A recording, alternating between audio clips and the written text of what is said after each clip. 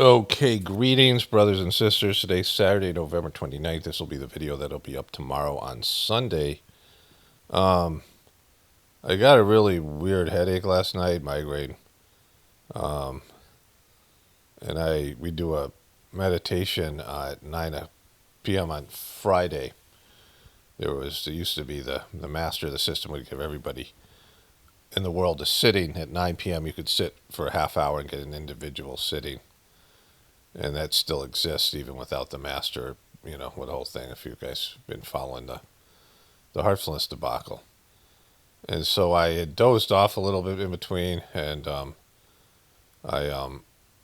then I went to bed. Like I just was over the whole thing. I just couldn't really function, and I usually go to bed after like 11, 12, 1 o'clock, depending if I nap during the day. And so I've slept, and I kept on waking up with a headache. And so, it used to be able just to go to sleep for a while and then the headache would go away. Headaches were worse, though. Now they're not as bad, these migraines. But I slept for like 14 hours. And so something's happening here. Oh. So I'm rendering a Journey series video. So I'm a little bit groggy, a little bit out of it today. But I had these thoughts. I meditated multiple times at night. Now, if I meditate, it seems like the headaches. It's really just based on my jaw gets tight, and then there's some kind of, I don't know, I need to get into it. But I meditated, a number of times during the night, and it helps with the headache, and I was in and out of sleep. And this morning, and I had these thoughts that I think are really important. There's these comments about how there's always comments every once in a while. People say, "How do you crank out so much content?" Like it's always this, it's like an innuendo that I'm part of some, like, I mean, just look at the quality of my videos, right? Like, I need a team of 40 people to put out this kind of quality production. It's just mostly my thoughts, right? And all this stuff is just, I could talk every day about something, especially spirituality. There's vast amount of knowledge, and there's a channeling aspect of this, the opening up to divinity. And one of the things that people should know about, like everyone should know about to say, like it just be like part of human history. There are people who come down, Krishna, Buddha, Jesus, whatever, people that you know, and then there's people that you don't know. And there's lots more of those that come down and they're anonymous. Like Jesus could have been anonymous. There are a lot of things that happened in his life, post whatever that happened, that made it, made Christianity what it is, but it could have just disappeared, right? There's all these religions. I mean, Judaism, only 16 million people, it's barely a religion. Without Christianity and Islam, it'd be almost nothing, right? It would be, it's the Judeo-Christian connection that makes Judaism, pop in the way that it's popping. Because every Christian is also like 75% Jewish in terms of their belief system, because of the Old Testament is 75% of the Bible. So, but there's these spiritual beings that come down, right? And for 2,000 years, the legend of Jesus has grown, and people have been told he was the greatest spiritual person that ever lived, and some of these other things. It's just made up stuff, right? And that you can only get through heaven to him through him and this thing. And so people grow up with that, right? And then they meet a saint or a higher developed soul that comes down and says, well, that's, what happens in every spiritual practice or religion is the person comes down, maybe it's a group of people, whatever it is. Maybe it's, some kind of tribal situation. It's a shaman, because there's been shamans who are, highly developed souls and saints, right? Like Jesus could have been a shaman in a past life also, like, these, like whatever it is, right? These souls come down and they keep on coming down. Sometimes it's the same soul, or it's a soul that comes down multiple times. Sometimes a soul comes down once or twice. And they come down and they do spiritual work. It's part of their, spiritual evolution. It's part of their work for God. They're trying to ennoble and bring humanity up to a higher level of spirituality. Like people should know this. This is something that everyone should like get this information. Like as a young kid, you should understand this information, right? Like, this is how spirituality works in the history of humanity. And so there are higher developed souls that come down, and they give the people of that time certain rituals, maybe mantras, prayers, forms of worship that they can do. Like, they get channeled information from God, and God says, all right, this is what, or these higher developed beings. There's also these disembodied souls that people think of as, angels, or the sky people, as called in some tribal traditions, right? These spiritual beings that some people can sense or interact with, and they come down, and sometimes they come down like around you or with you as a person. Like, everyone has a spiritual support team and system. You have souls that are with you that are not in a physical body, and then you have the people who are in physical body, and those are the people that are important to you in terms of your spiritual evolution. And they're surrounding you as a person and helping you get through this fucking nightmare planet shit that has going on here. Especially when things go south. Like, we don't, Americans will experience the way that things that other people experience is another part of the world. Your country being invaded, and economic, poverty, and these things that could collapse and whatever. And then you really can't judge your life until you've had real shitty stuff, right? Like, real poverty, real fear, real war-torn stuff, like real fucking the dark side of humanity that is just there. And I want to talk about that tickling documentary. My wife and I watched it. I said, like, my migraine was just sort of, my migraine was just starting to happen. And and that's a nightmare. But back to the spiritual stuff. And so this person comes down, and then years after the person dies, like, let's say we're using Christianity as an example, all the stuff that Jesus said and all the practices that were given, and some of these things are new. They're not even, they're 1,000 years old, but they're still there's 1,000 years of like, when in Catholicism we have confession, right? We have the first communion. We have all these things, right? I also saw this other movie. There was, well, I'll talk about that later. But this idea of the communion, where you take this little wafer, and you have these practices, and they're supposed to be sacred, and you have these rituals, and you have these things, and over time they lose. They get distorted, they get, perverted in some cases. They lose their energy, and they're no longer suited for the time that people live, because consciousness changes. Things that were done 2,000 years ago when Jesus was alive in a different part of the world are not really suitable for modern day Americans, and they've lost their way, right? And you have these customs that people grow up with, and it's a big problem in India when there's so many rituals and there's so many different spiritual people that lived, and so many mantras. I mean, India has, did I say Israel? I meant India. India has more spiritual practices and yoga and all these things that have developed and sort of gotten watered down over the years. And people grow up with it, and when you grow up with it, you're told this is the shit, right? This is the best stuff. This is how you get to God. And it's, when you're young, when you're really impressionable, and you think your parents are like gods, right? You think your parents are the best because you're too stupid, and you're just underdeveloped, not stupid, but you're innocent, and you're pure, and you're given this information, and it goes in, and you're told this is God, and this is how you get to God. So you get so indoctrinated into this thing that something else happens that's there for this particular time. There's living spiritual beings that are there for that particular time, right? People who are now alive, who are the spiritual people that you're supposed to connect with, and there's always great ones. This is the size mark system that I'm talking about, particularly 10 years ago. But you have an opportunity to meet these people and spend time with them and see how they, be around their energy, be around their, their spiritual accomplishments. And, it pulls you up. Like, you get a taste of their spiritual work and things. And, in the size mark system, there was transmission, so it was even better. These divine energy that is given from the accomplishments of these people that have gone all the way and have reached the final destination of spiritual evolution on planet Earth, right? And, people have trouble with it, right? People have trouble.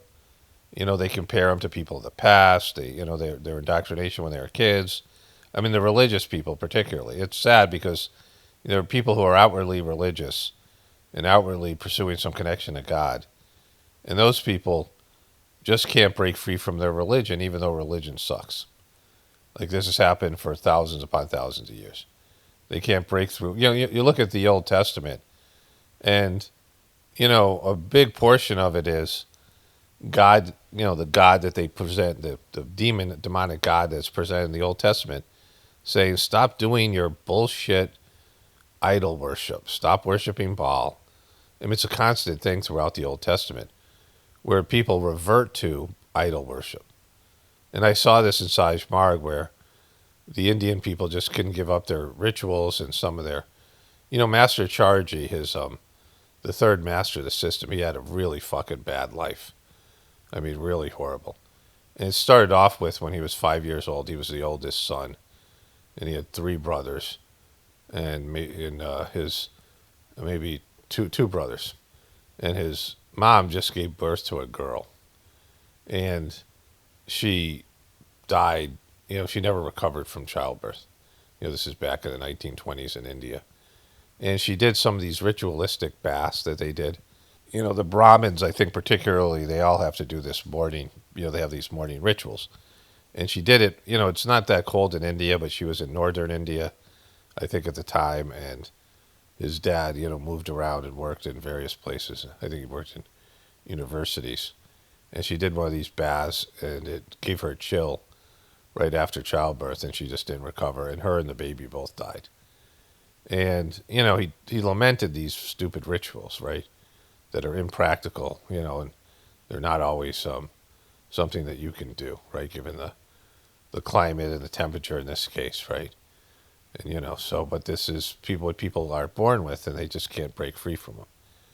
Whatever they've been told this connects you to God. Many of these mantras and things, Babaji said that they were meant to be done once, like once in the morning. Some of these mantras, when they used to have energy in them, and they used to have, there's some.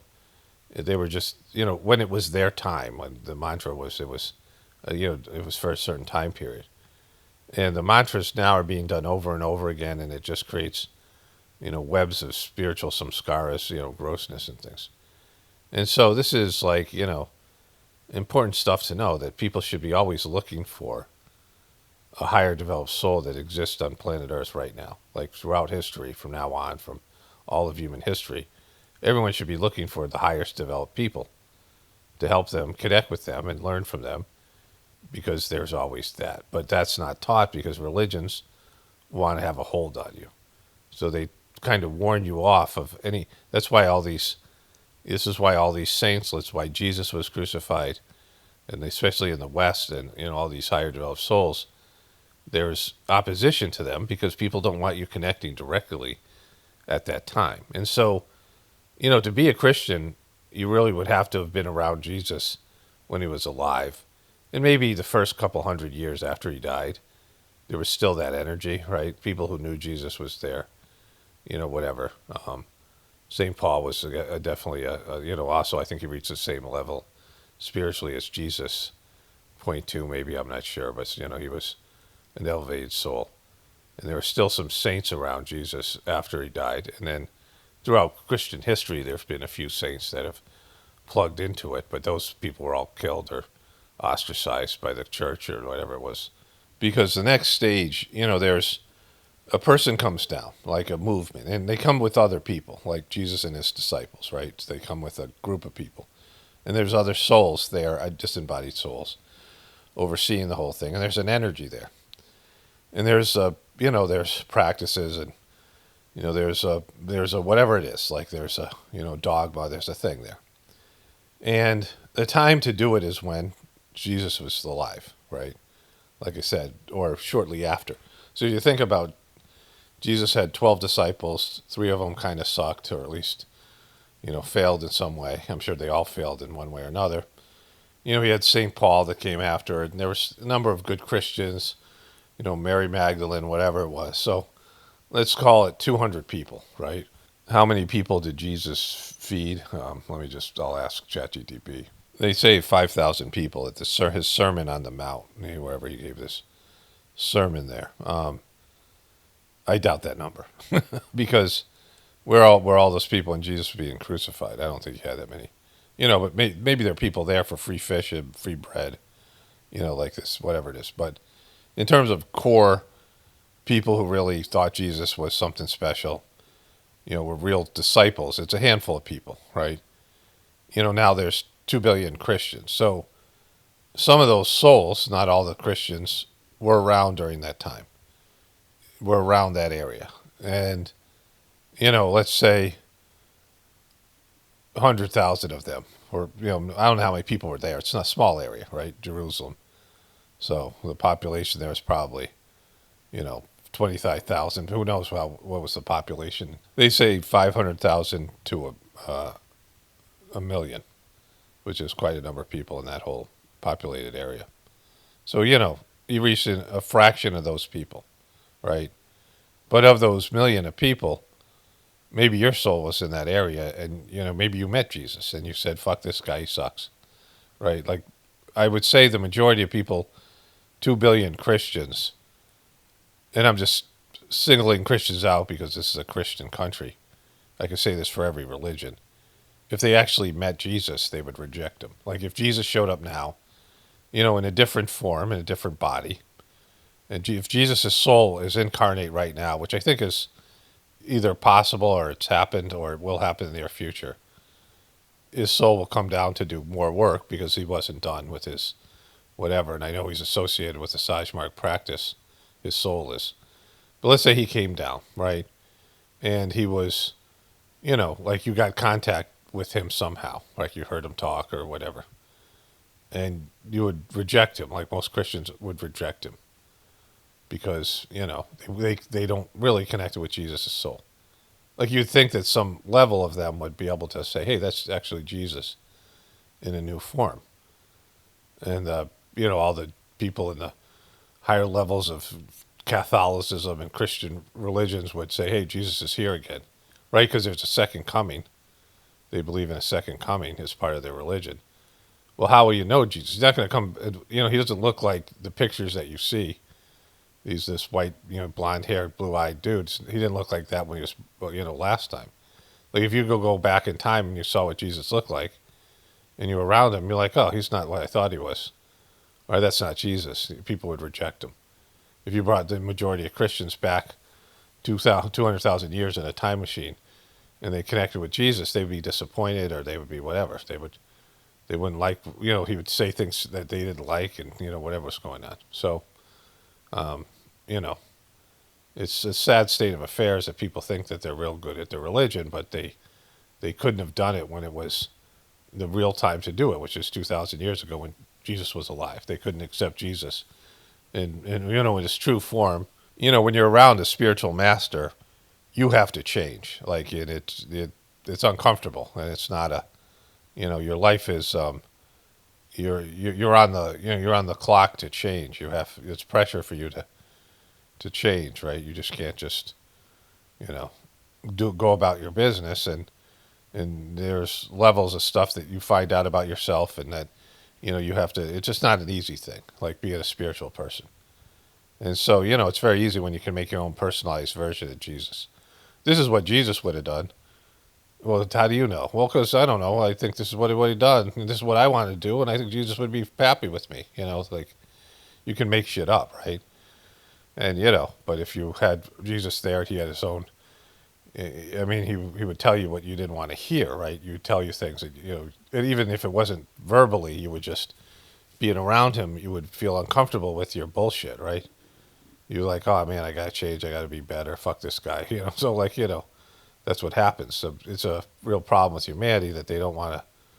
People don't want to. They want to see other people change, and they want to feel superior through their religious practice, but they don't want to do anything that's not some superficial stuff like you see with the performative stuff like Erik or Kirk and these other people that perform like they pretend. It's a fake Christian persona they put on, but there's nothing in their hearts. There's nothing on a spiritual level that they do. So in all that, people should be told, this would be the way that would be a healthy humanity, that there are going to be spiritual people somewhere in the world. There's going to be people. There's people in America who are, they're good, like whatever. There's spiritual people in your town, right? The highest developed spiritual person in your town or your city. There's multiple people who are real legitimate spiritual seekers. And then there's other people. You find these people and you meet them, and they're there. If you pray to God, help me connect with the people in my area and globally, and find a suitable spiritual practice for me, and find the people that can help me, at my level, whatever my level is, this thing that find the best person for me. You can pray to God, and everyone should be encouraged to do that. The religions would not like you to do that, right? That's the opposite of what they want you to do. So that's a problem. And then, of course, it's bad for politics and all these things for you to become spiritual.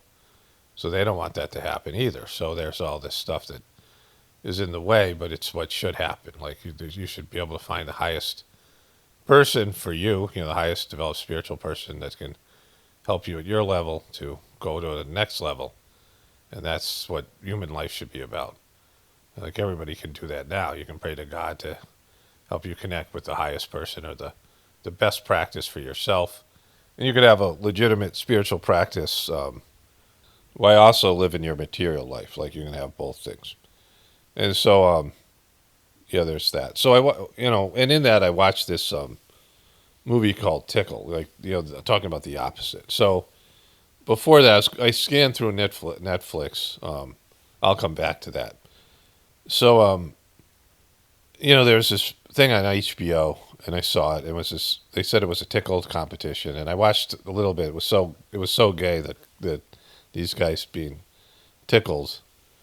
It was just it was kind of funny. So this gay comedian in New Zealand, the Australia area. He not comedian, but a guy who reports on weird stuff.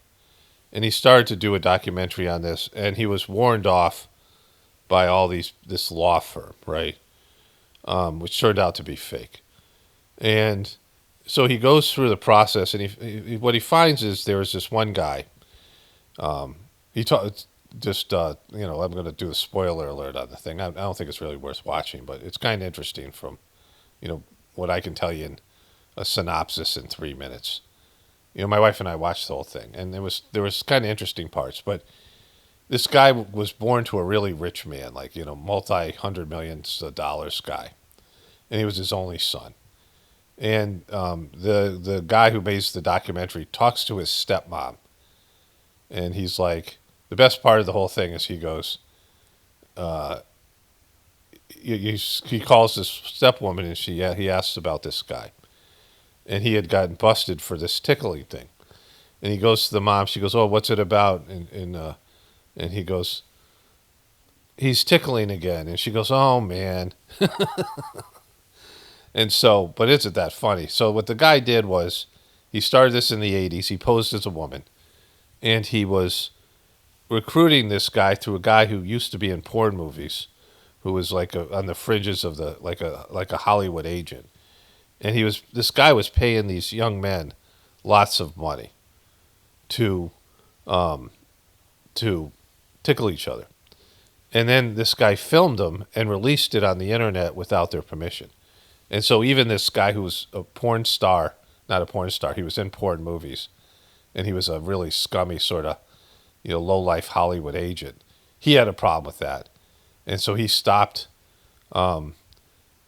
doing this thing for this guy who was pretending to be a woman. Like everyone thought they were working for a woman. Like no one ever met this guy, right? And he had all these people that he would communicate through the internet, like it was the early stages of the internet in like the 90s or whatever, and whatever it was. And he started putting these videos up online in the 2000s, whatever, there was like YouTube and stuff like that, whatever, you could put up videos. But he had been collecting all this material for years. And when people would stop wanting to do the tickle thing, he would out the people. And he would go after some of the people by mailing stuff to their families. Like there was a guy who was an ex-military guy, and he was getting, very conservative, and his family was getting these videos of him and letters, about, this guy he was doxing everybody online, and in their community, he would go to their employers if they had a job and say, you guys want this guy working at your school? And this guy also had worked at a number of schools and got fired from them. And eventually he got busted, but his dad was so rich, he got a great lawyer and got almost no real crime. He was forging people's identities. He would go and he would send letters, threatening letters and things under the names of people he got to do the tickling to like the FBI and to the government. And then these feds would show up at these college kids. These were young athletes, and feds would show up their house and their, families and whatever, and say, why are you threatening the government? Like shit like that. He was like really fucking evil. And it turned out from his stepmom that he had been stuffed in a locker and beat up by school bullies because he was, he looked like George Conway, Kellyanne Conway's fat, dopey dumpling of a husband that hates Trump. He looked like that guy. Like eventually the guy finds him, this guy got when he was busted, he got like misdemeanor. And he was doing all this evil shit to all these people, but he got a great lawyer, and he had a lot of money behind him, and he got house arrest when he should have gone to jail, and then he was given he was able to get a law degree, like he was working to be a lawyer. And he would threaten people with letters from a law firm that he was forging. Like he hired a law firm, and he'd have the law firm send out something the law firm was willing to do. And then as posing as the law firm, he would send out really threatening, abusive shit. And everyone was scared to confront this guy because he had already doxed them, and he had more resources, and nobody even knew who he was because he hid behind these companies that were named after a woman. They had a woman's name, and that was part of the way he would lure him in, because people thought it was a woman that was doing this. And really it was about him. It was like these guys who must have bullied him, these jocks. He was getting them to tickle each other and then taking that video and humiliating these guys like he was a twisted fuck, right? And so really weird shit, like just, and his scope, he did this, so there's all these tickling things. I mean, I think it's still going on to whatever extent. But the guy, he's in hiding now because this New Zealand guy confronted him, and people saw his face. He was on camera, and he stopped all the threats, and he stopped all this bullshit. He dropped all those fake lawsuits he was filing. So anyways, a real fucked up thing. So the other thing is I went, was looking for something to watch on Netflix, and they have the new releases, and I hadn't been there a while. And I'll watch, like you can scan over the movie. You put your, cursor over the movie or whatever it is. And then, not the cursor, but, with the remote. And it'll give you a little scene, like a little sort of taste of the movie. And, I watch a lot of, like, foreign stuff. And just even if it's really bad, it's kind of interesting culturally. The stuff I watch in between sports and things. And so I started watching this movie. And it looked like it was a Vince Vaughn movie, the comedian Vince Vaughn. Because the opening scene, he's talking to his son about how he floods the shower because he doesn't tuck in the shower curtain, and his son's arguing with him, saying that it doesn't work, the floor just gets wet, this kind of thing. And what they do is they hire somebody like Vince Vaughn or Mel Gibson, even Bruce Willis, who was fucking catatonic. They do. This is the new content. I was telling this to my wife because there's a movie on Amazon with or Apple with Mark Wahlberg. And he has another one on Amazon I talked about, where they used AI in it. And they paid Mark Wahlberg $15 million for these piece of shit movies that they make. They get one credible star, somebody people know, and they generate some like AI script, and they maybe get, a couple of other people you might recognize, and then the rest of the people are, just on scale, the bare amount of money they pay them. And they crank out this shit now on, these Netflix and these platforms. And it's just sub-quality fucking shit, it's like it's boilerplate, the conversations are things you've heard in a million bad movies, it's like the bumper sticker equivalent, right? So So this movie with Vince Vaughn, he's not really in it. It's about this kid who wants to be a professional skateboarder, and he's also like an altar boy, but he's like 15 or 16, so it's a weird thing. And I watched a little bit. I go, this thing sucks. And you have these things where you have these young people conversations. So there's another video I scrolled over, and it was a girl. They showed a girl, and she's got her boyfriend chained up to a bed, like he's got handcuffs on him. And she says she's chained him up to a bed, like the scene that they show you.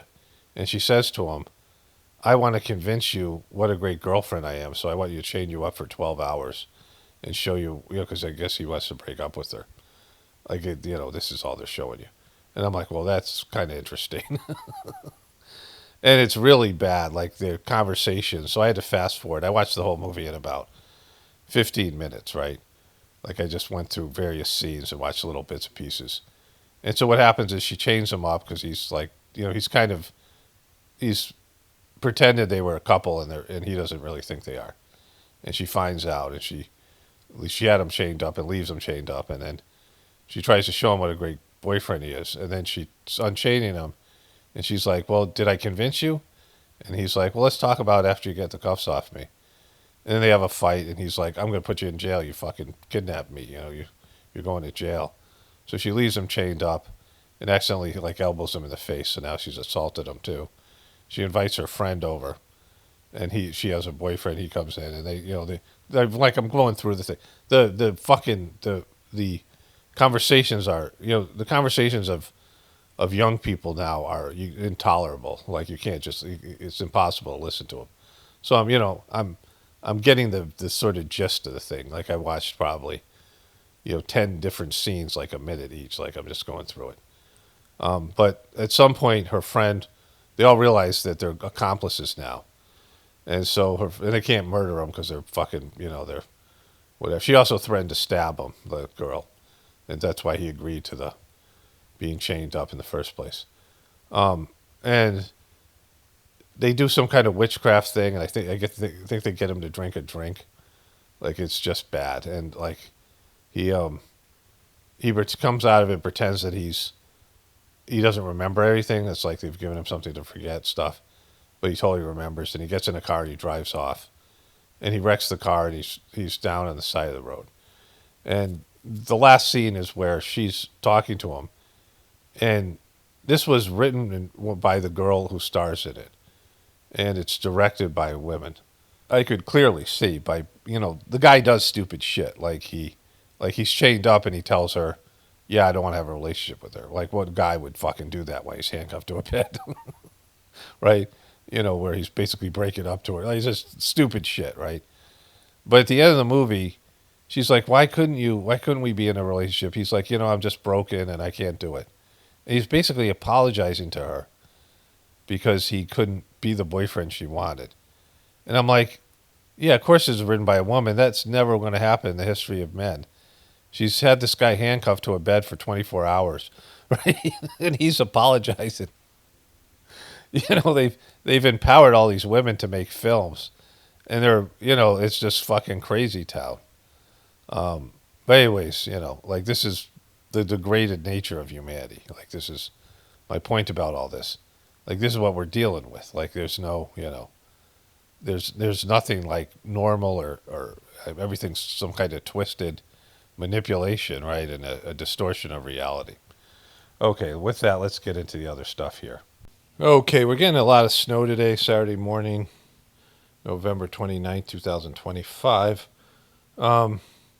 There's snow warnings on all the football games. I think we're going to get 2 to 4 inches, which isn't a lot, but I had to go out and do a bunch of stuff. Often when you get migraines, it's when there's a barometric. The worst ones are when there's a barometric pressure drop.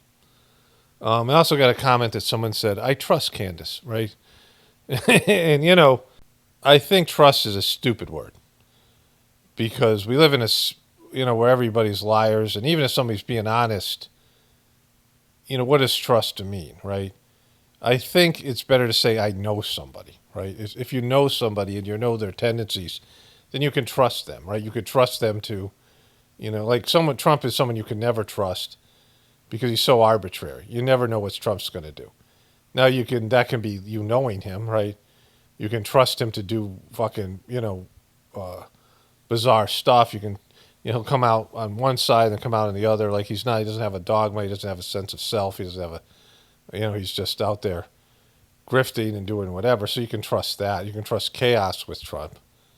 That Trump's going to be chaotic, right? This is, again, this is the end of the year for the chaos, which is certainly lived up to its whatever it is. I got to start thinking about next year. Fuck, it's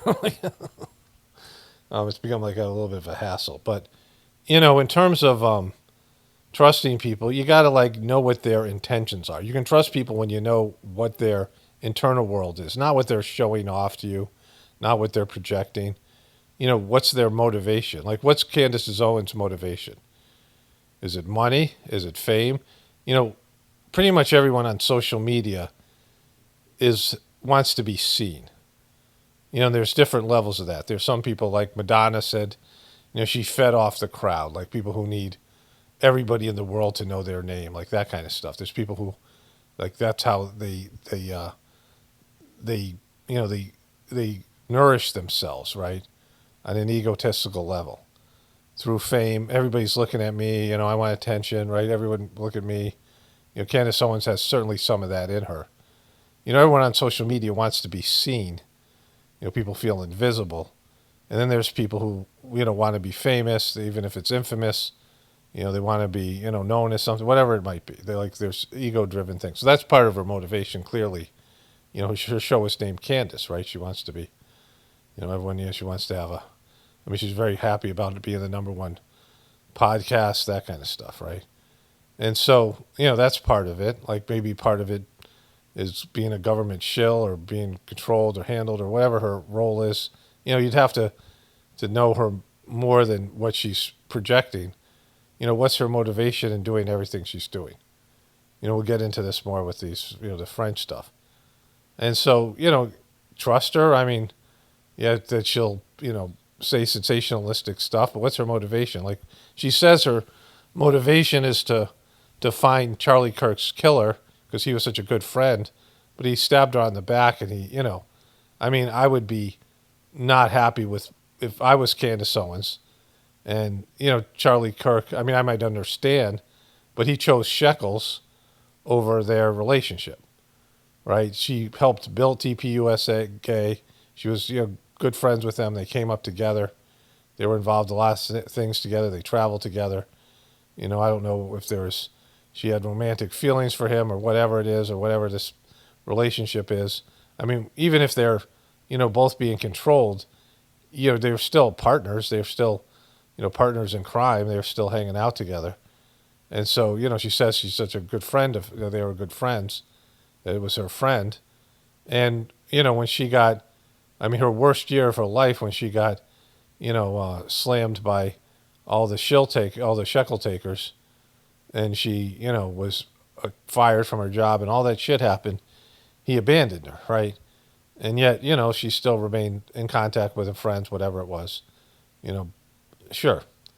But, like, is her motivation really about finding his killer? What is it? Like, it's certainly motivated a little bit by the popularity of the show, whatever it is. So, like, yeah, you can trust her up to that extent.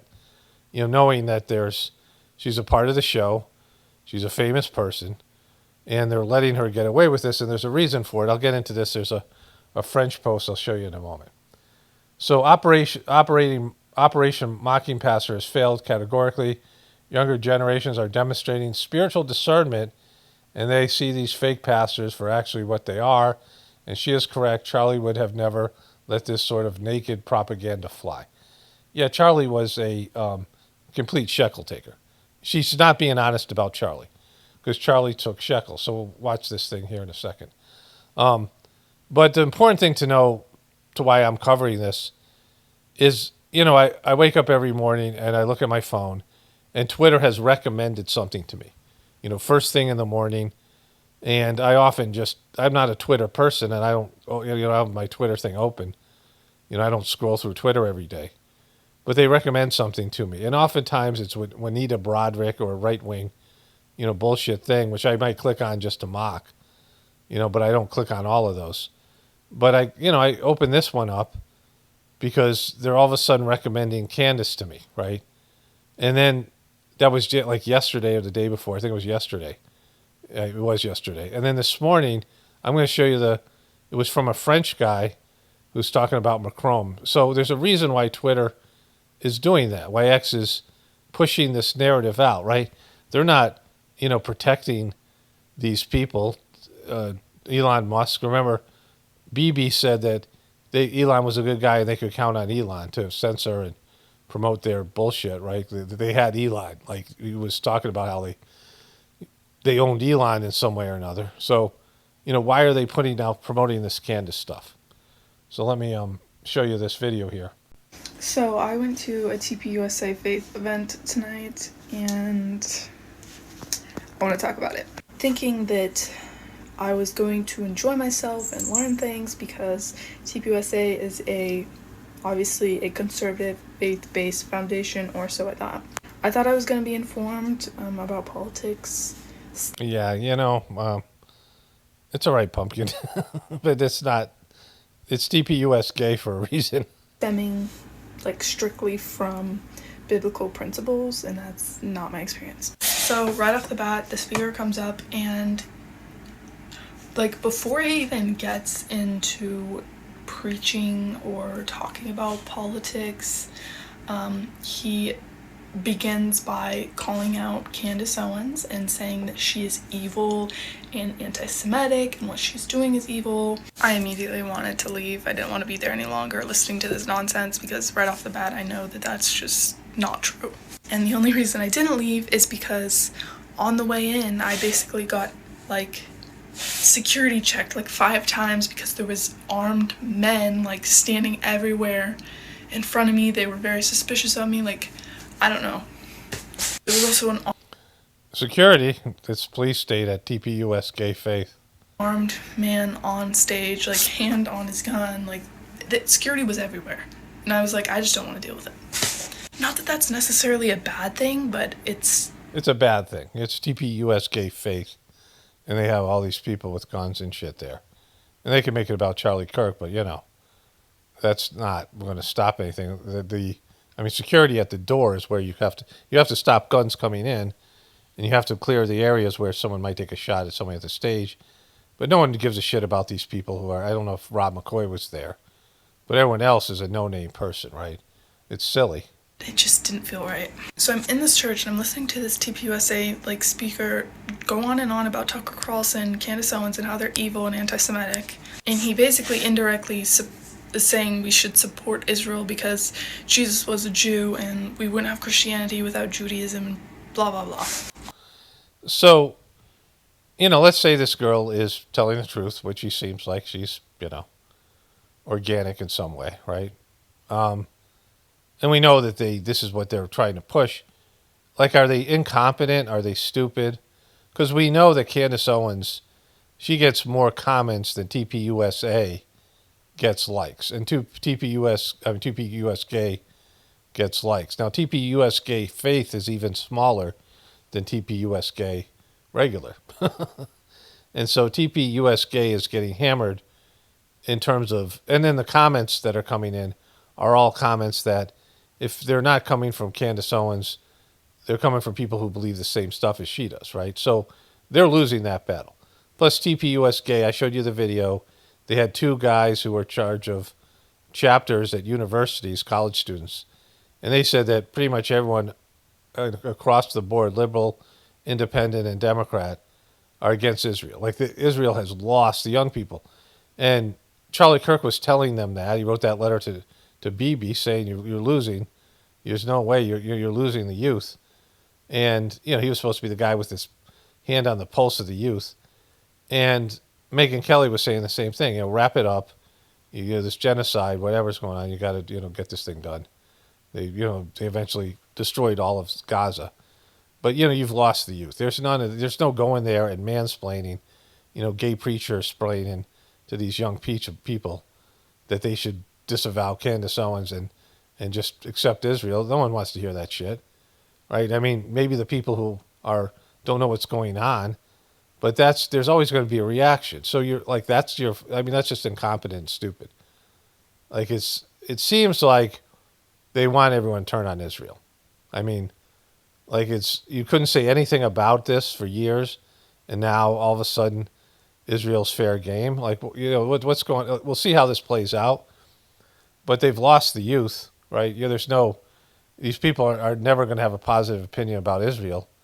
Even Jewish kids, like who are growing up, in college campuses now, liberals and stuff. Like it's bad, right? Obviously, I disagree with that. What they're doing in Israel is evil, and they're so corrupt. It's insane.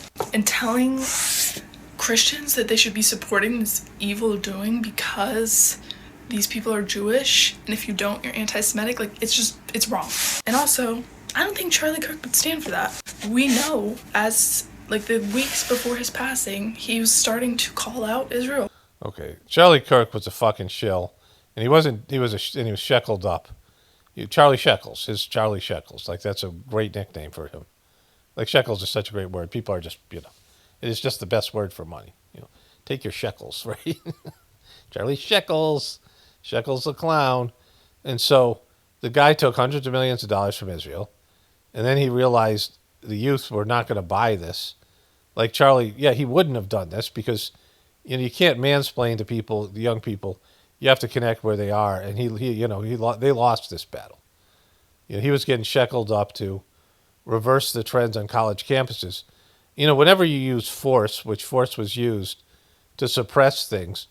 I mean, think about your own experience. When you are looking for something, you're part of a movement, right? And you're doing whatever you're doing to find things out, and you're watching videos, and all of a sudden those videos disappear, and the thing that you were listening to and interested in, whether it be like Pizzagate or 9/11 or any of these things, all of a sudden it disappears. Well, for people who didn't get access to that, like all the people who came in late after all the 9/11 videos disappeared, there's a knowledge base that you're not going to get. So the censorship worked to that extent. But to the people who are into 9/11 or Pizzagate or Charlie Kirk assassination or any of these things, when the censorship happens, it just makes you even more aware of it, and it just solidifies your idea that something's going on. That the true story is being suppressed. And so when you censor something and use force, it always has the opposite effect, right? And this stuff comes back up and comes back around eventually. And so, like, you don't kill a movement by censoring it. You just don't. You just delay it, and then it incubates, it gets stronger, and it comes back around and knocks you on the ass, or it knocks you on your ass. So anyways, this was the first thing, right? We'll see a little bit more here. And question Israel. And Candace Owens was his best friend. They were besties. Like, what? So then he goes on and he starts preaching. But the way he was preaching, it wasn't really preaching. He was just literally calling like the left names. He called the left idiots. He called them freaks. He called them it didn't feel right. And all right, well, TPUSGAY is imploding, and I can't believe they're still having these things that they're having. They're destroying. They're just destroying this movement for whatever reason. Like, this was a grassroots movement that had some power and sway in the election, and now they're destroying it. Right? It's just to taking a fucking stupid hammer to it. For whatever reason, that's what's happening. Okay, so then I woke up this morning, and Twitter decided to recommend this to me. Now, I've never searched for anything about Macron on Twitter. I haven't actually done anything on Macron. I've clicked on things where Candace Owens is talking about those things. On Twitter, like one time, they sent me something. They recommended it. And I haven't watched any of this stuff, and I have no interest in it. If his wife's a dude. Because, I've been through this stuff with Michelle Obama, and it's not all that provable. But this is the guy who wrote the book. And this was in French. When I clicked on it, it was in French. And I'm like, fuck, right? So I clicked on it, and they translated it immediately to English. And it says, Emmanuel Macron, you and your wife could have first avoided lying about the reality of your story, then shown transparency and finally pursued my book, Becoming Brigitte, under the 1881 press law and pursued. I'm not sure what that means. I think they try to suppress his book. This is the guy who wrote the book that Candace Owen based her shit on. Instead, you abused your power by militarizing the case, at least by mobilizing Patrice Farrar, ex-DG SC, promoted the chief to staff of the, well, that's who gives a shit. And by hiring this guy, Dan Nardallo, and his spooks from the FBI, today the entire world knows your lies, is becoming aware of your drift towards state terrorism, and is witnessing your headlong rush towards war to stay in power. And what war are they trying to headlong into? And so why did Twitter recommend this to me, right? I mean, this guy, they're pushing this story out there. So we'll see what happens with this story. But it's not being suppressed, right? Like there's some energy in this story.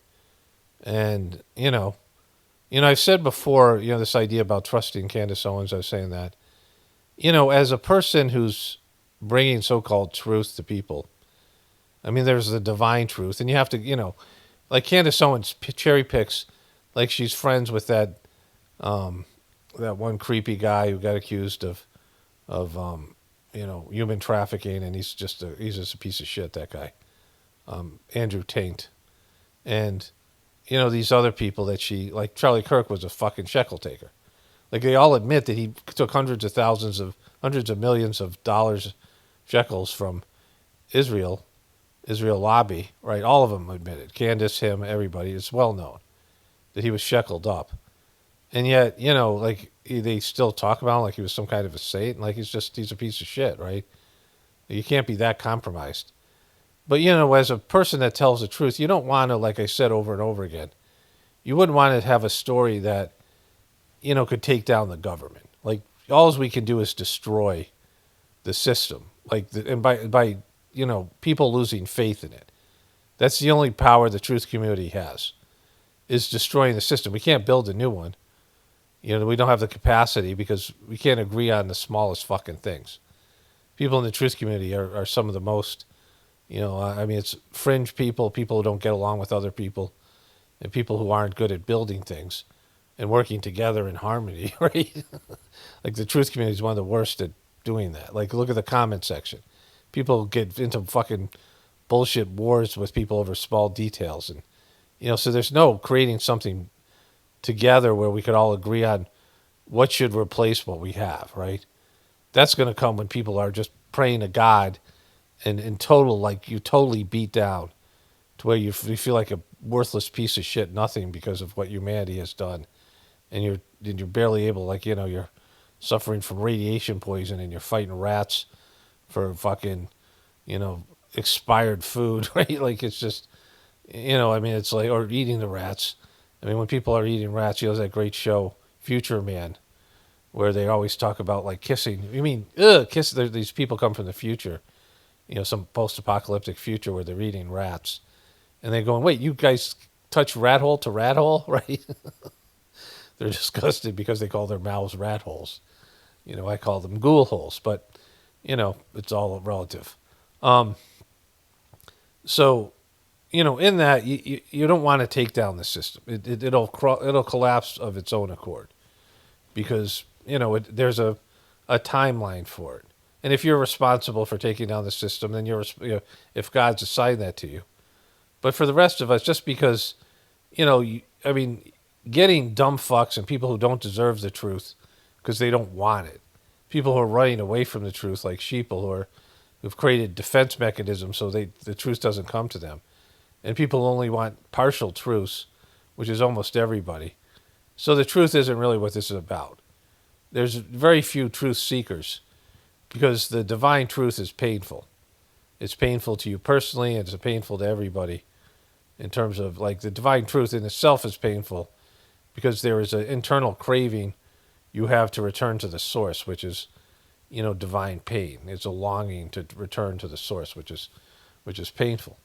But in terms of all the rest of this stuff, it doesn't really matter, right?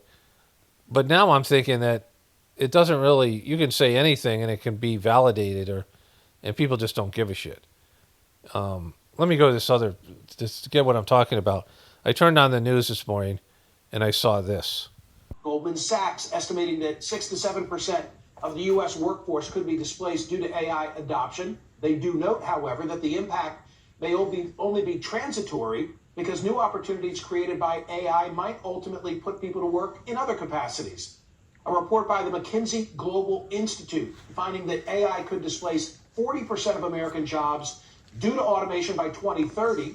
That analysis found that robots and AI agents could automate more than half of U.S. work hours, both manual and cognitive, using technology that's available today if companies redesign how they'll do things in the future. So I think this guy's name is Peter Velshi, or is he Smirkanish? He's one of those guys.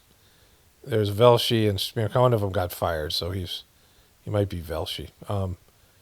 There are two bald guys that were on the weekend, one on CNN and one on MSNBC. This guy's CNN's best. You know, he's on like Saturday morning when nobody watches. And he actually does some stuff that's, you know, newsworthy, like it's actual news. You know, there's a lot of actual news now because Trump sucks so bad that they can do actual news. But this guy was doing it before then. And I turned this on. I started listening to it, but I was kind of out of it from the migraine. And I switched to sports, and I'm like, wait a minute, I think that might be important. So he had already said some things about AI. So this is I'm getting into this halfway through. But there's all these various reports about AI taking jobs. And it's obvious that AI is taking jobs, right? You can look at your job right now, and if you've used AI at all, you kind of have a sense what AI is capable of, or you kind of have a sense of, you know, bare minimum what AI is capable of. And with AI plus robot technology, which is advancing, right, and will advance more with AI, then you know whether your job's at risk, right? Like everyone I'm talking to right now knows whether, you know, like AI could do their job or not. Like if there's very nuanced interactions with people and relationships where you have like say you take people out for lunch or something, you know, like to form relationships, you know, that your job might be safe, something like that, where, you know, there has to be human interaction. But those people you used to take out to lunch, for example, they might be AI. So like, it's not it's not just a matter of whether your job it needs people skills, but it's also, are there any people left for you to use those people skills? Other than that, you know, we see that AI can do a lot of what's out there.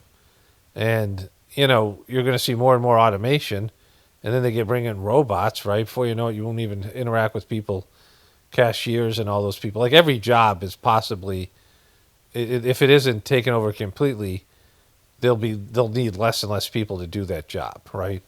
Where you need people who can work with AI more than anything else. We all know it, but here, let's watch some more of this stuff here. The World Economic Forum projecting that 92 million jobs worldwide may be displaced by 2030. Ford's CEO saying that AI could replace half of all white-collar workers there.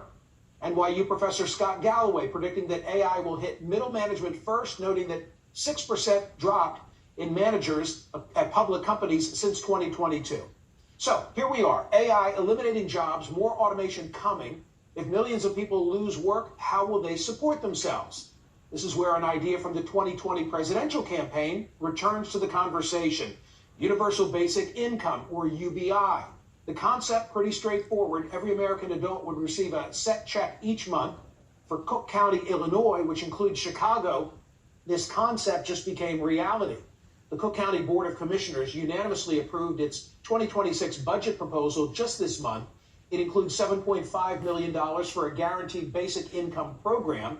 Commissioners approved it after the success of a pilot program where the county provided $500 a month to 3,200 households over 2 years. Survey findings based on that pilot revealed that 94% of the program recipients used the funds to address financial emergencies. 75% reported feeling more financially secure. 70% said that the program had a positive impact on mental health.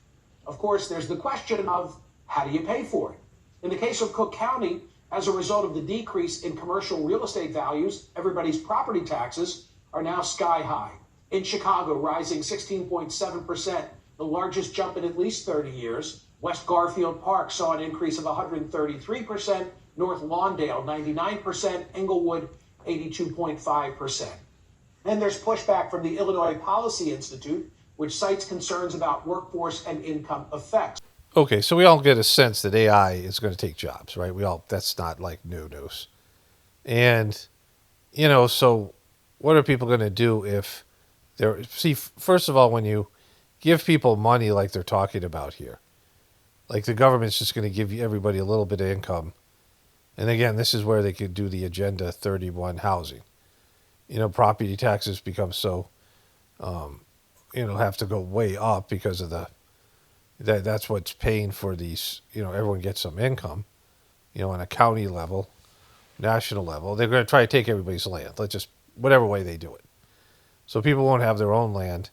They'll move you to these cities, 15-minute cities, and they'll give you some income, and there'll be a social credit score, and they'll deduct income from you for anything you do that doesn't suit the state. Like, they'll have total control over your lives. The government will be your boss. Like, you won't get your welfare check, and you won't have any work. Whatever they do, some volunteer stuff, like, whatever they do to get you to contribute. You won't have a work. You won't have any goals.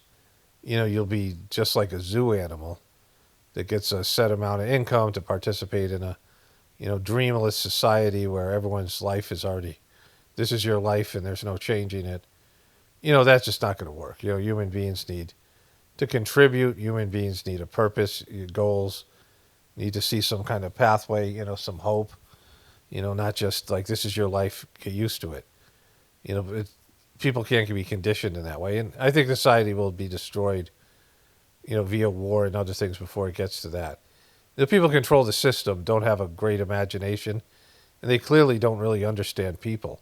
I've often speculated that the aliens they gave humanity computer technology to learn about humans so that they could figure out how to control them, right?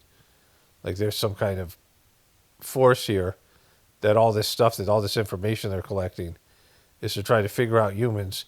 At some point, they realize, oh, these people are so fucking chaotic and unpredictable, we'll never be able to control them. And so then, and I think the divine forces are kind of coming to realize that as well, that this iteration of human beings, they're human beings that we came from, lived much longer lives, and were fully developed and, more in a more natural way. And we were test tube created, maybe through some kind of connection to, some test tube stuff with apes or something like that, right? Like chimpanzees and human aliens, DNA, or whatever it might be. And so they've had problems with that because it's been a bad, we have a lot of potential, especially spiritually, but we just always tend towards the lower. And it's been a problem in the divine world, and now, it's a problem in general, just in terms of people suck. Like, we all see it around us, so it's an issue. Anyways, let's move on to the next thing here. You guys get it, right? This is AI stuff is going to cause a change in society. Like, everything's changing. Going back to this thing with Macron, like, I think people are so freaked out anyway. I don't think any truth is going to take down the internet. Take down the system. I don't think any truth that people would all agree on is fucked.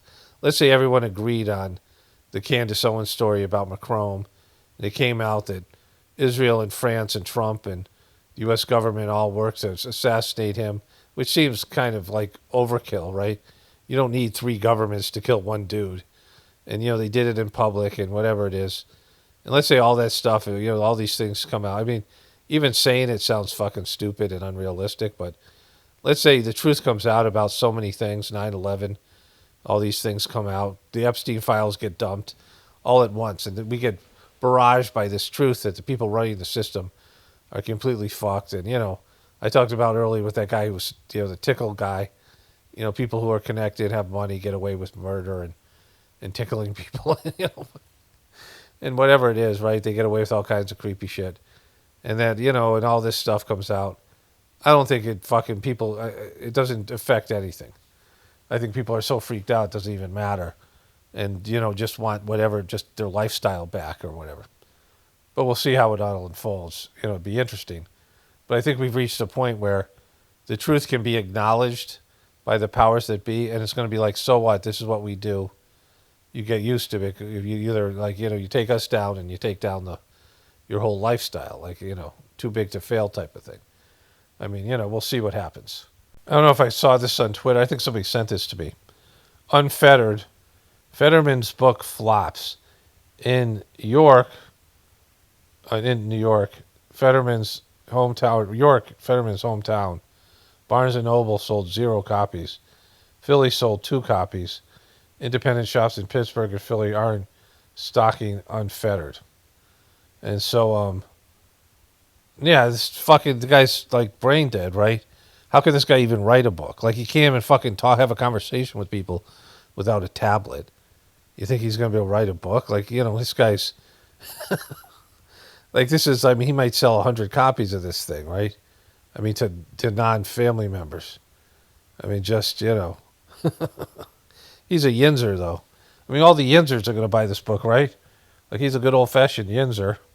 That's a name for somebody in Pittsburgh that likes the Steelers and eats coal for breakfast and drinks fucking beer for breakfast and coal and beer and, the rest of it.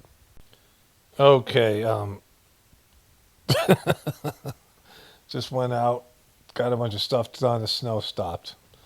We started seeing, we were watching football on Thanksgiving, my wife and I, and we started seeing that there was going to be snow, and we were like, oh, we thought it was that night. And we watched 2 different games, or, whatever it was. And they had, local station, and they had all the snow coming in. And then they said it was going to snow on Saturday, right? So it's like this storm they're warning about 2 days in advance. And, it was on Thursday. They're warning for this morning, and it was like we got barely a dusting. Where we are, it's colder because we're out in the country a little bit. Like, everywhere I go after we leave, it's almost always warmer. And all the snow had melted everywhere else. We have a little bit on the ground. But anyways, so this happened. What's a moment you'll never forget? I'll never forget this one time my friend came out running and screaming, "It's a boy!" He was literally in tears. We never went back to Thailand again. What's a You ever see part 2, the second Hangover movie? Maybe Alex Jones will go to Thailand. All right, so there's that. So on a less, who is this, Piers Morgan? I don't know if I can use the whole thing, so we'll see. This dude, Max Blumenthal, is just, this guy is, well, here, let's watch it. And just quickly to respond to Virtual Ambassador's story, who accused me of ad hominem attacks, you are a government See, look, he's laughing here, this guy's named Story. official, you are a veteran coup plotter, and it is legitimate He's a fucking coup plotter, this motherfucker. Fucking coup plotter. for a journalist to scrutinize the activities of a coup plotting Exactly. government Journalists can totally scrutinize a fucking coup plotter. official who in February 2021 Look at this coup. He's plotting coups and smiling. Look at him. Wipe that fucking smile off your face, you fake fucking coup plotter.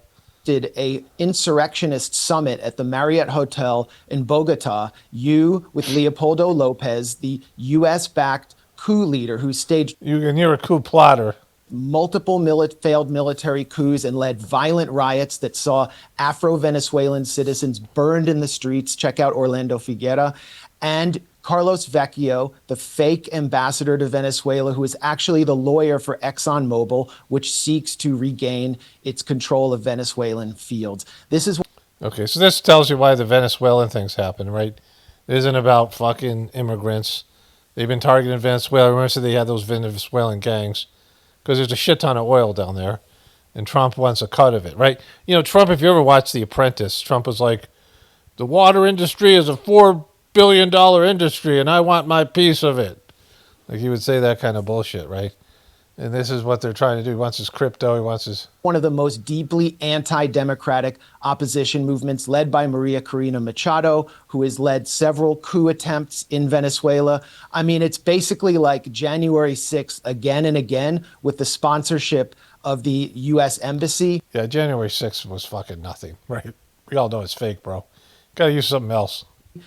violent riots that have killed hundreds. I personally watched Maria Corina Machado attempt to take over La Carlota Air Base in Caracas while the U.S. was trying to ram aid trucks into Venezuela, which the Venezuelan opposition subsequently burned and blamed on Maduro. This is a corrupt opposition that stole millions of dollars from Citgo after the U.S. Citgo stole it from Venezuela. This is a corrupt opposition that has paid millions to U.S. mercenaries like Jordan Goudreau, who I interviewed, who has personally described to me what the real agenda here is, which was for Trump Incorporated cronies to get their hands on contracts and to plunder Venezuela's rich mineral wealth and oil.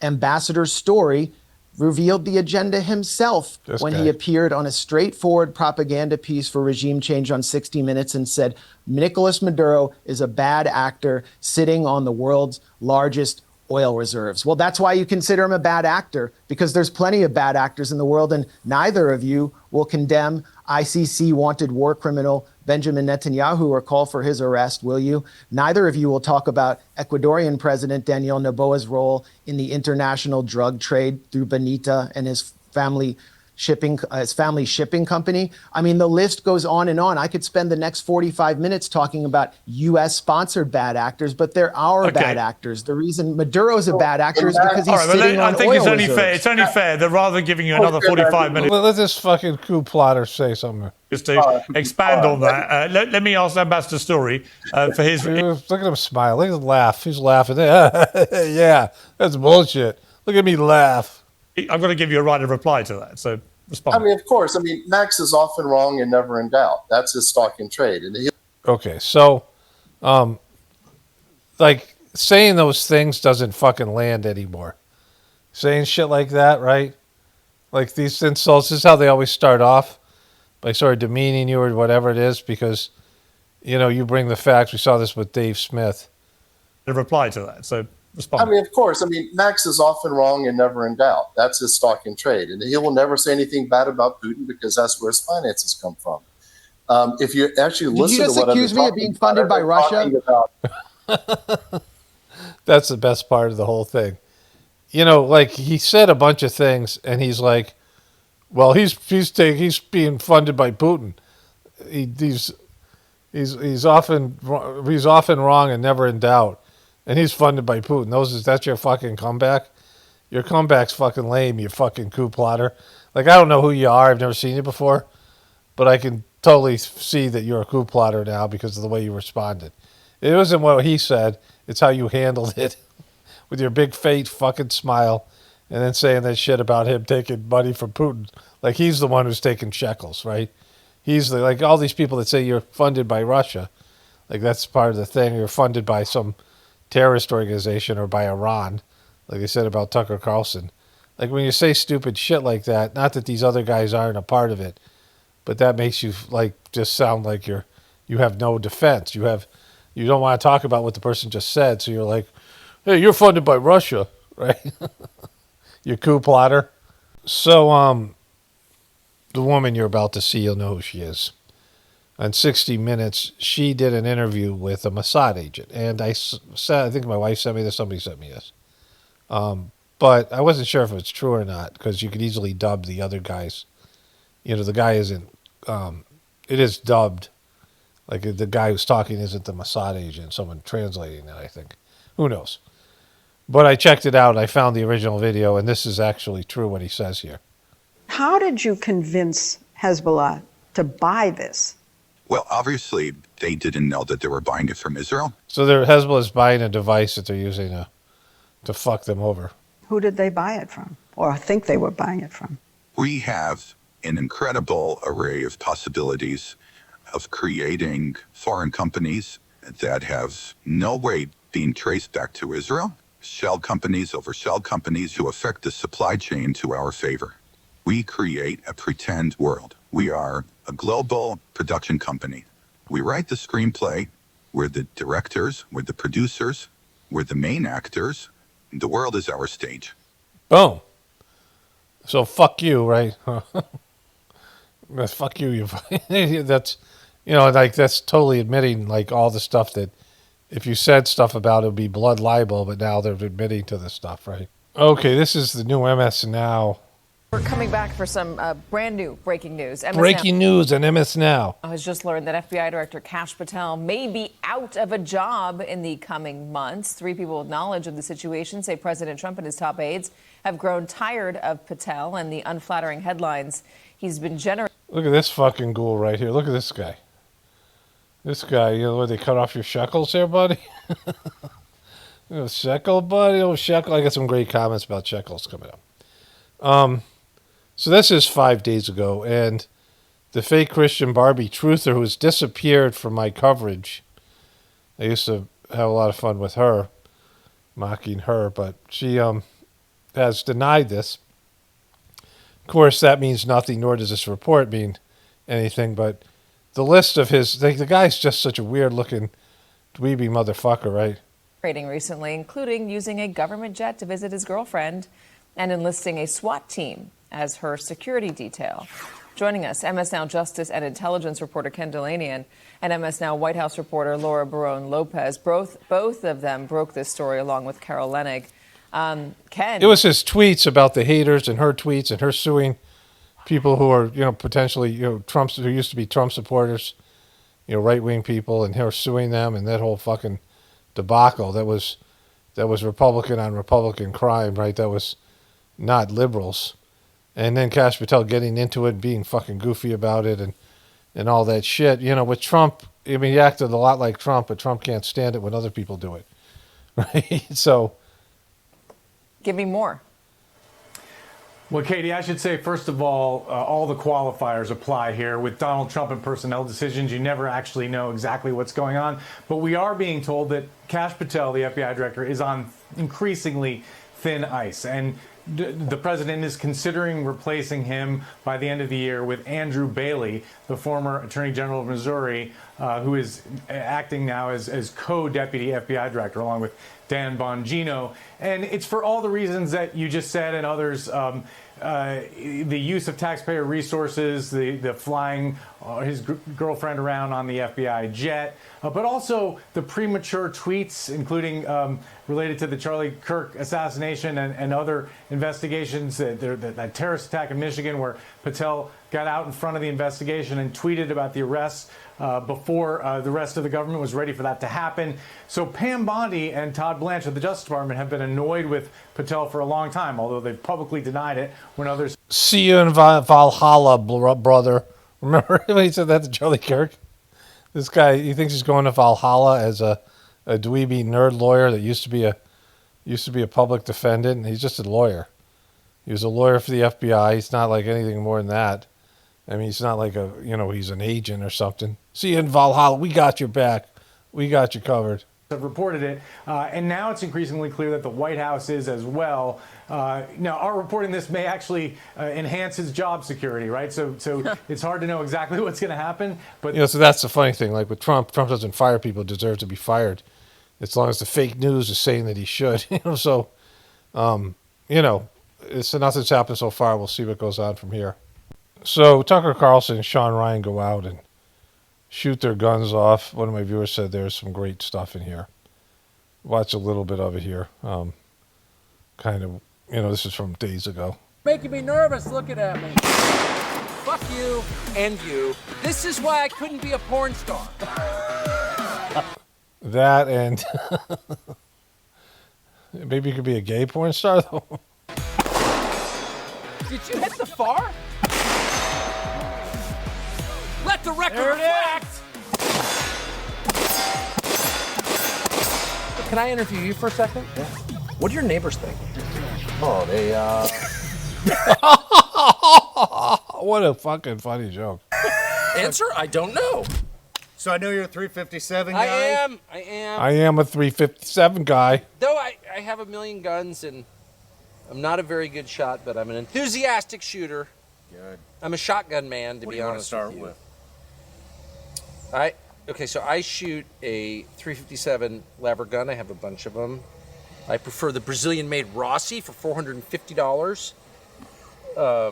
It's the most. I've got a bunch, but this. All right, so let's see. Let's go through this thing. The wife wanted to feel good about herself, like a lot. So I'm not taking orders from that chick. You don't know anything. Everything you've backed has like resulted in human suffering and death.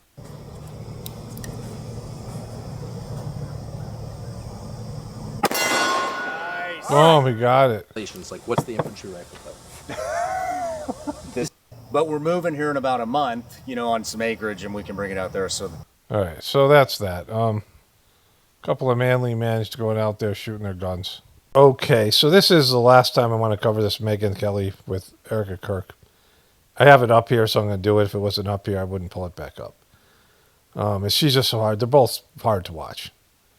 They're both the kind of worst. She's the worst. Erica Kirk's the worst. But they bring in this thing about Charlie, you know, and I mean they're trying to glorify this guy. He took too many fucking shekels to be known by anything but a piece of shit, right? You know, like he could be a great person, but you take that many shekels and you promote a genocide and you try to convince college students they're full of shit for what they see as being a bad thing, and then you reverse your position when you realize you lost that propaganda battle and you don't want to lose your whole empire because the right-wing kids are turning against it. And so, like, just an absolute piece of shit. But this is where she comes out. And this is the very beginning of their interview, and there was something I wanted to show everybody, and then we can move on. For a couple hours here. But no one gets to see. Throwing out 47 hats, that fucking piece of shit president. You know, everything's gone south on them, right? Like, you know, you can pretend Trump's a good president. You pretend that Charlie Kirk wasn't a shekel taker. You can pretend she's really grieving. But, you know, everybody fucking with half a brain knows what's going on. Him from my angle, except for myself and our children.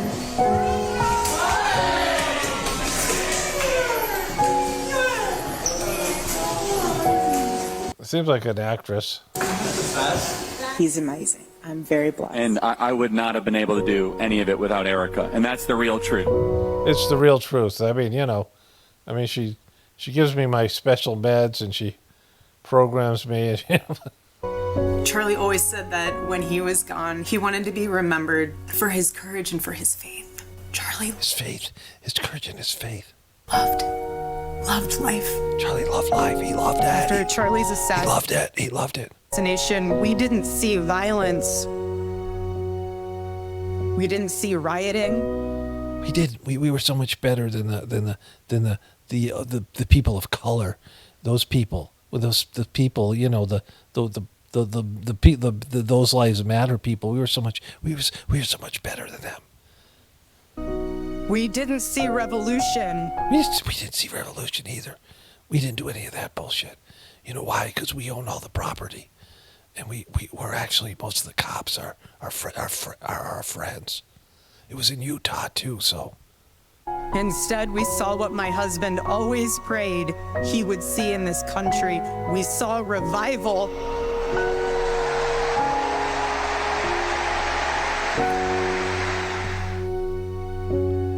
That man. That young man.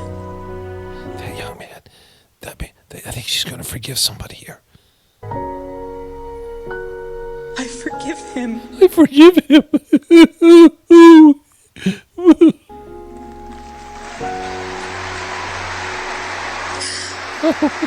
I just look up to the Lord, Charlie. I forgive him. My husband will not die. It won't. I refuse to let that happen. No one will ever forget my husband's name, and I will make sure of it. You mean Charlie Shekels? I love you, baby. I love you, baby. Baby. Rest in the arms of our Lord as he blankets you with the words I know your heart always strived to hear. You took too many shekels. Go fucking down the other way, bro. Go down that chute over there. You ain't getting in here with all those shekels you took. Those shekels are pulling you straight to hell, motherfucker. Well done, my good and faithful servant. Oh, my servant. Wait to take those shekels. I can't wait to see you again one day.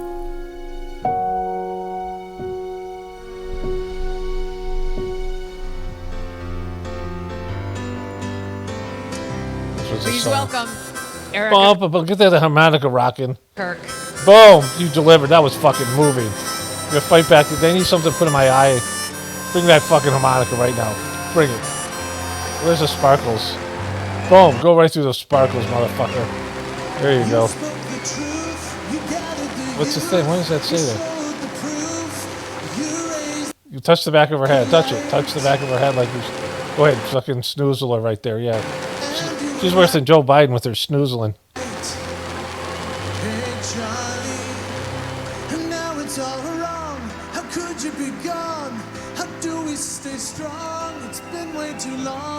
Charlie. You had to do the fire. Charlie loved those fireworks. He did. He loved that them. Really is for Charlie. The fire. Anytime, that's the signature of a Turning Point USA event. Dab the corners of your eyes, you guys. You don't want your makeup to smear with your fake fucking tears and your fucking whore lingerie. Pyro. He would do the walkthrough, and they would do the pyro, and he'd be like, more. It's very louder, funny. more. We were like, do we do the It's just, that's how your donor money goes into fucking fireworks and fire after this beautiful big ass jewelry. tribute? People are going to be feeling emotional. I'm like, fire it up. Fire it up. Charlie would want it. Same with at the memorial. Everyone got the fire. Yeah. Everyone got the sparks. The fire. Yeah, that was fucking really gaudy and really kind of disrespectful to his funeral. Nice difference. So Gets everyone in the crowd ready. Let me ask you a question that my friends who have lost somebody say is the right question. How are you doing today? Boom. Today. Well, we talked about earlier this week how it was an emotional week for me. The firsts are always so interesting because the firsts are either like your first date, your first kiss, your first dead husband, the first husband that you were involved in a plot, a coup. And then with loss, it's like the first birthday, the first holiday. It was Erica's birthday this week. Yeah. No way. Happy birthday. Yeah. What are you, like 42? Happy birthday. It was yours too, wasn't it? Yeah. There you go. Happy birthday to you. Thank you. Happy birthday to you, bitch. And I think I deserve more birthday wishes than you. Like, I'm kind of, I just lost my husband and, I'm like kind of, I don't know, like I'm like better than you a little bit. And this is our birthday celebration together. You guys are all just happening to be here while we have coffee. But every day is different. Let's sing happy birthday. We sang to you last night. I saw that. Koso was so sweet. Sorry, 2 nights ago. Why don't, may we? Oh, fuck. Happy All right, this is not what I wanted to see. She asked about this fucking book. Okay, so wow, I wasn't expecting all that bullshit. This is the part I wanted to see, show. I want to ask you about the book that you're holding in your hands. Yes, Charlie's book. It's Charlie's book. Fucking, she brought out Charlie's book. What a fucking surprise. I took the dust cover off because I carry his book everywhere. I carry it everywhere and I read it over and over. It's the fucking best book. Up in the Name of God. It's coming out soon. Charlie's coming out with a book. Yeah. Boom. Yes. Promote the shit out of it. Yes. I mean, yes. It's so sad. He's coming out with a book. Stop in the name of God. Are you shitting me? Stop in the name of God. Stop in the Name of God, which is a great title. Stop in the Name of God. And Yeah, it's a wonderful title. It's a great title. What is it about? Took him 1.5 years to write it. And this book, I mean, when I'm reading it, I'm like, I did not even know you knew that. It is so I knew it, but I didn't know if he knew it because like he was kind of a dumbass. powerful. Overarching theme of it is the power of honoring the Sabbath. And the Oh my God, it's going to be all about this fucking bullshit Sabbat shit. importance of rest. And reading this, and I even brought one of his journals with me to read out of it because the thing that's so interesting about reading this book and reading this journal, and I know a lot of you that are Christians will understand this, they tell you that when you read the Bible, it's the living word of God, and it is. Yeah, it's not. It's fucking. What about all the circumcision bullshit in there? It's not the living word of God. You guys been fucking. You've been fucking ramshackled. You've been hoodwinked. And you see the Lord in Technicolor when you read the Bible. You do. You see him in Technicolor when you're here reading about all the times that God punished people for not getting circumcised and all the stuff about foreskins and all the burnt offerings and all the other bullshit that I've been telling you about and all the shit times that Jesus said these guys are all pieces of shit, and he said you guys all come from the devil, like all that shit. It's like you see the Lord in Technicolor. And you actually understand those words. And so for me, reading Charlie's journals and reading this book, it's like he's present with the Lord, but it feels like he's still fully here. No way, is it? It's like a miracle. And We gotta get that fucking piece of shit book. so powerful about this book, and I watched him as a wife completely transform into he was already amazing and incredible, but it totally elevated him when he was honoring the Sabbath and when he really took that seriously, that time to rest seriously. And It's crazy. When he finally honored the fucking Sabbath, but you're doing Shabbat, like fucking. I just can't help but think like everything, and to go to your point of signs, I don't think anything is by coincidence, but to have this be his last book and to him totally master what it means to rest with the Lord, it's all full circle now. It's full circle. He's he completed his whole journey. The ultimate Sabbath where he is right now in heaven. When did you get to read it? It's the ultimate Sabbath. He's 7 Sabbath every day. When? Yeah.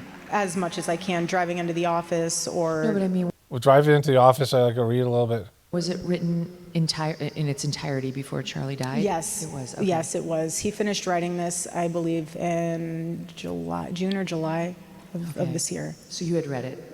Mm-hmm. And But to read it in a book format and not an email format that he would send me is... something. Night and day difference. It's something. Okay, so let's move on for these fucking whores. Okay, so Trump is, I think, 1 or 2 years younger than Joe Biden. Very close in age. And he'll be older than Joe Biden when Joe Biden left office, right? So Joe Biden was obviously Parkinson's. That's what that, one doctor, I've shown you that video numerous times. And, Trump eats really bad food and, not a healthy person. And so I don't know what kind of genes he has, longevity. But he's falling apart. My wife said he's got something wrong with his foot and he's limping around now. He's starting to fall apart. You can see he's falling apart mentally. And so this is from Mar-a-Lago. Okay. We can cut that then. We can cut that. Hello. Mr. President, good to see you. Thank you so much. Happy Thanksgiving. Thank you. A question about this tragic shooting in Washington, D.C.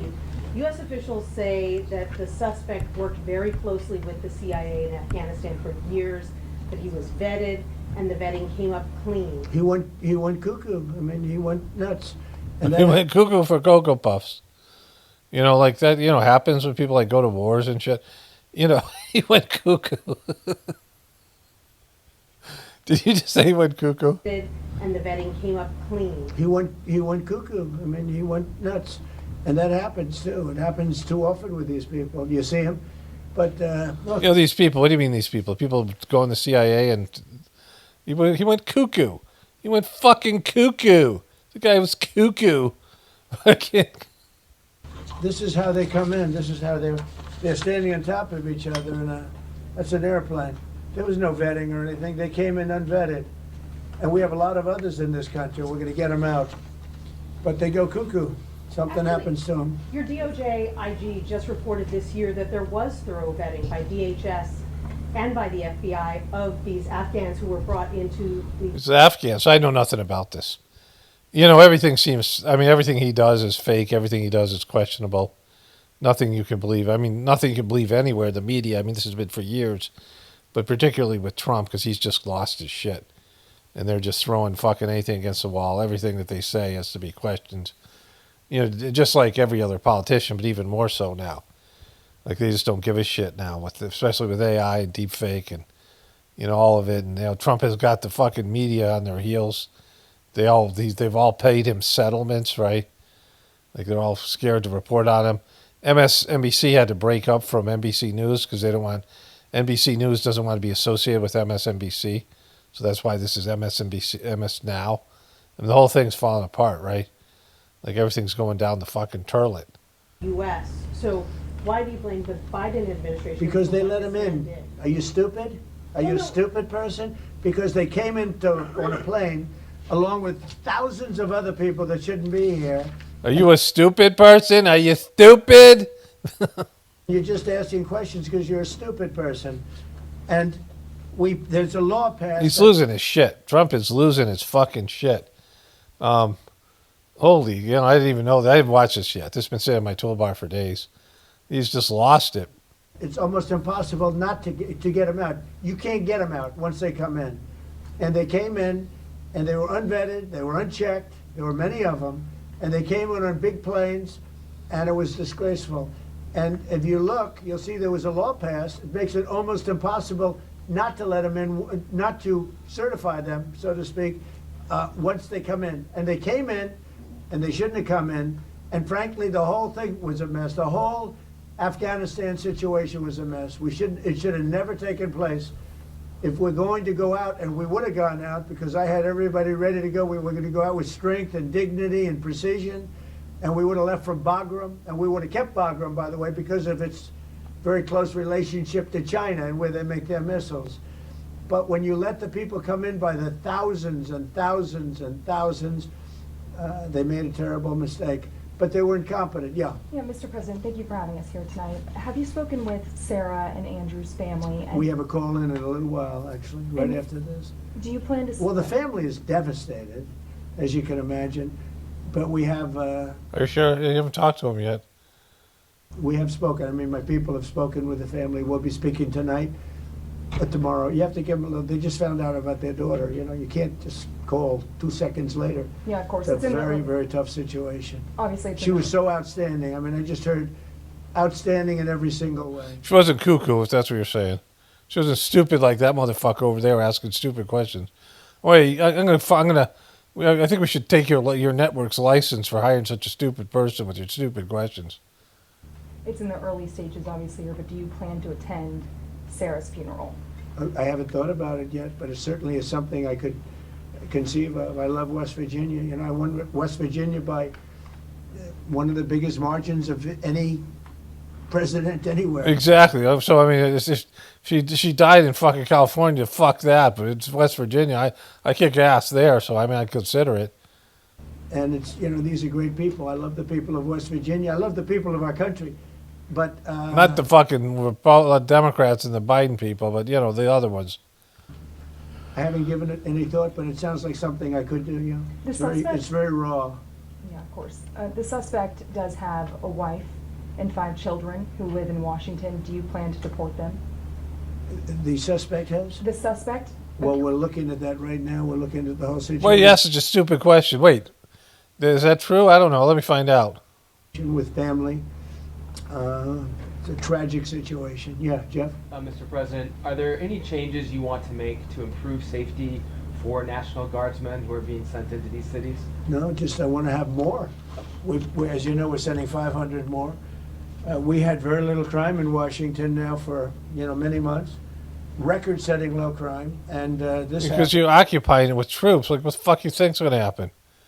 You can't occupy things with troops without having fucking, some good statistics on crime.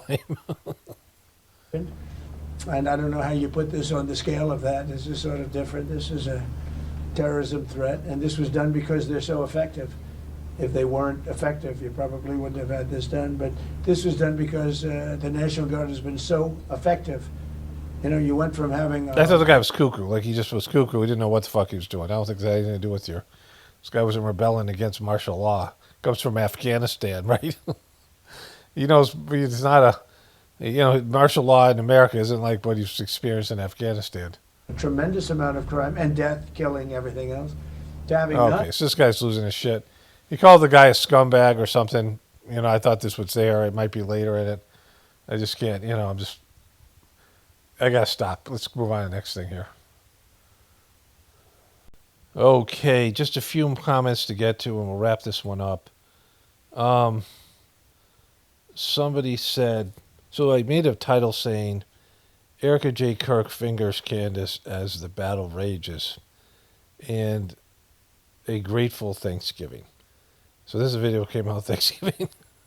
And so there's a picture. Erica Kirk often holds the microphone while giving everybody the finger.